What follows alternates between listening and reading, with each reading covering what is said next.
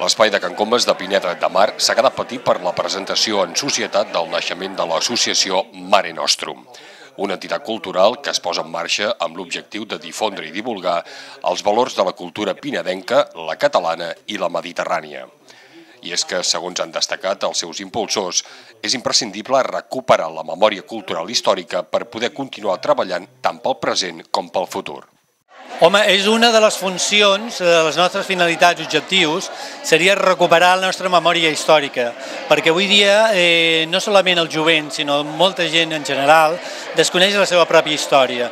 Llavors és important que la gent, perquè tingui consciència del que som avui, hem de comprendre i conèixer el passat, per saber també cap on anem cap al futur, i per això té una relació molt important amb el passat.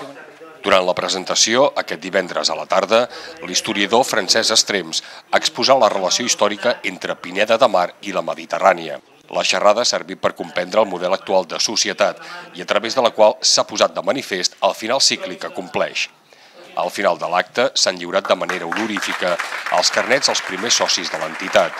Una de les activitats previstes per Mare Nostrum és la xerrada que tindrà lloc el dia 13 de febrer i que es dedicarà a la figura de Cristòfor Colom, a les veritats i mentides sobre els seus orígens.